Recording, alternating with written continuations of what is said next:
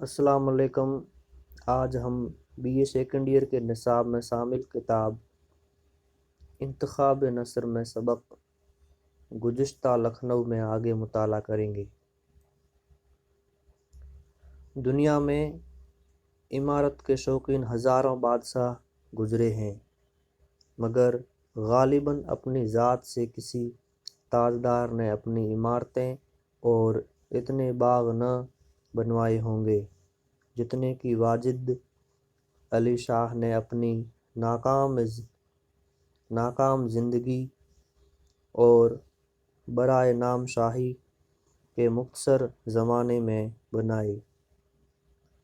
شاہ جہاں کے بعد اس بارہ خاص میں اگر کسی کا نام لیا جا سکتا ہے تو وہ اسی ستم زدہ شاہ اودھ کا نام ہے۔ یہ اور بات ہے کہ کوئی خاص عمارت سینکڑوں ہزاروں سال تک باقی رہی اور کسی کی صدہا عمارتیں زمانے نے چند ہی روز میں مٹا کے رکھ دی۔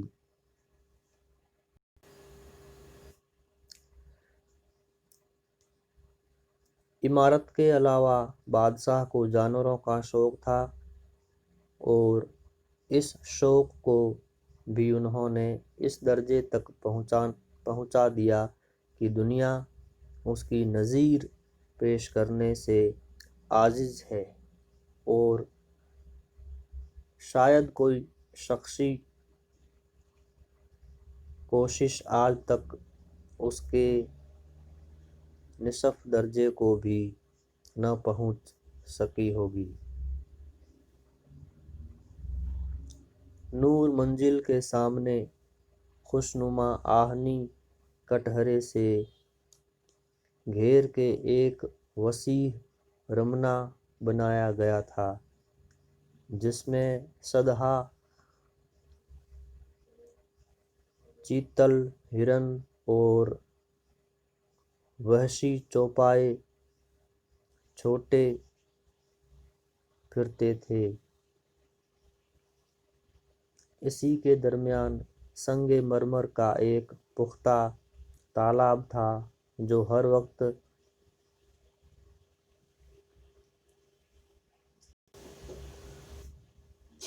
ملبب رہتا اور اس میں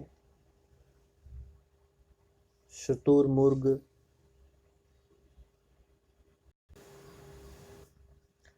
کشوری، فیل مرغ، سارس، قازی، بگلے، کرکرے، ہنس، مور، چکور اور صدہا قسم کے تیور اور کچھوے چھوڑ دیے گئے تھے۔ صفائی کا اس قدر اہتمام تھا کہ مجال کیا جو کہیں بیٹ یا کسی جانور کا پر بھی نظر آ جائے۔ ایک طرف تالاب کے کنارے کٹہرے میں شیر تھے اور اس رمنے کے پاس ہی سے لکڑی کے سلاخوں دار بڑے بڑے خانوں کا ایک سلسلہ شروع ہو گیا تھا، جس میں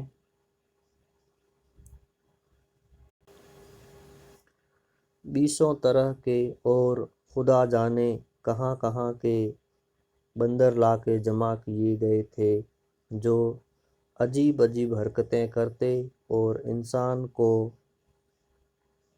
بغیر اپنا تماشا دکھائے آگے نہ بڑھنے دیتے۔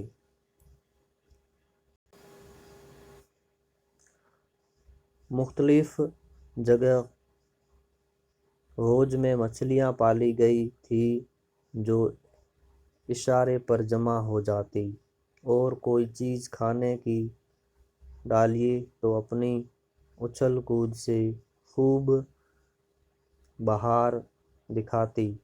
سب پر طرح یہ کہ شہنشاہ منزل کے سامنے ایک بڑا سا لمبا اور گہرا حوض قائم کر کے اور اس کے کناروں کو چاروں طرف سے خوب چکنا کر کے اور آگے کی طرف جھکا کے اس کے بیچ میں ایک مصنوعی پہاڑ بنایا گیا تھا، جس کے اندر سینکڑوں نالیاں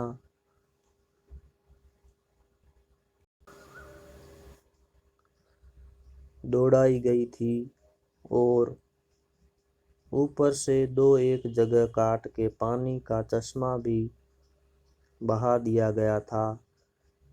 اس پہاڑ میں ہزاروں بڑے بڑے 2-2 3-3 گز کے لمبے سانپ چھوڑ دیے گئے تھے،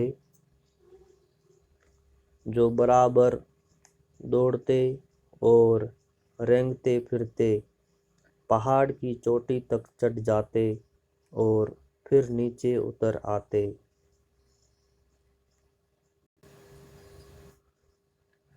مینڈکیں چھوڑی جاتی، انہیں دوڑ دوڑ کے پکڑتے۔ پہاڑ کے گرد اگر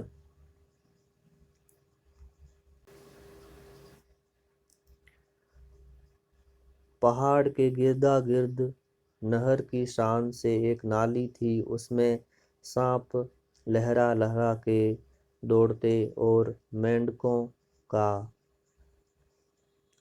تعاقب کرتے اور لوگ بلا کسی خوف کے پاس کھڑے شیر دیکھا کرتے۔ اس پہاڑ کے نیچے بھی 2 کٹہرے تھے، جن میں 2 بڑی بڑی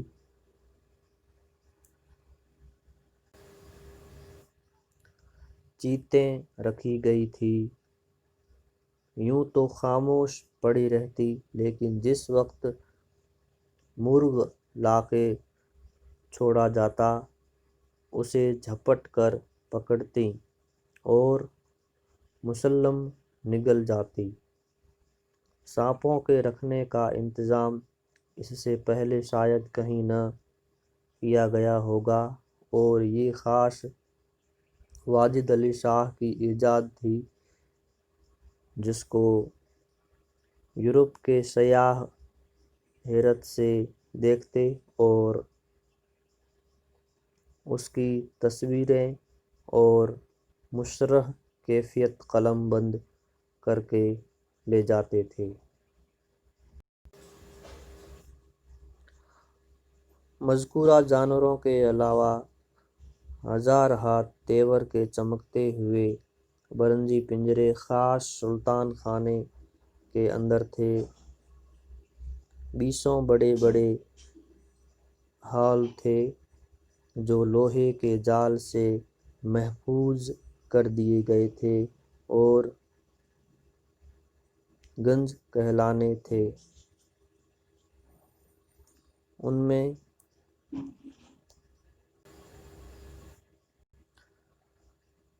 میں قسم قسم کے تیور کثرت سے لا کے چھوڑ دیے گئے تھے اور ان کے رہنے اور نشو و نما پانے کا پورا سامان فراہم کیا گیا تھا۔ بادشاہ کی کوشش تھی کہ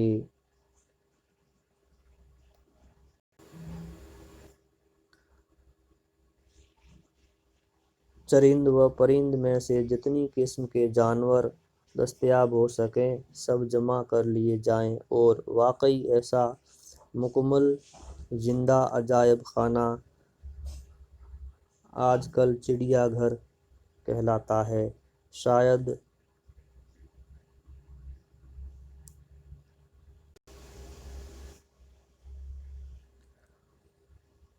روئے زمین پر کہیں موجود نہ ہوگا۔ ان جانوروں کی فراہمی میں بے روک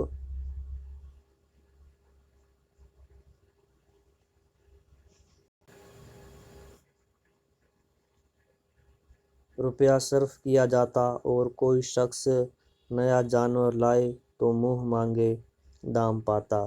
کہتے ہیں کہ بادشاہ نے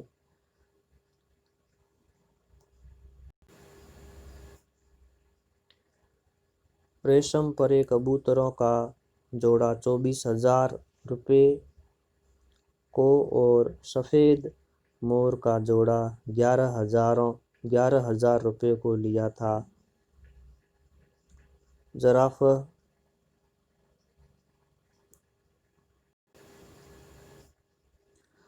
جو افریقہ کا بہت بڑا اور نہایت عجیب جانور ہے، اس کا بھی ایک جوڑا موجود تھا۔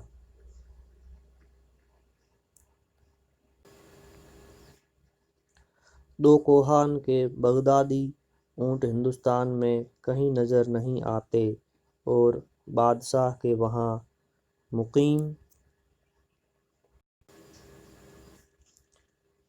تھے۔ کلکتے میں ہاتھی مطلق نہیں ہیں، مگر بادشاہ کے اس زندہ نیچرل ہسٹری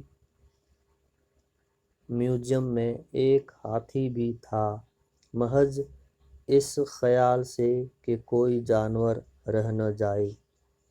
وہ گدھے بھی رمنے میں لا کے چھوڑ دیے گئے تھے۔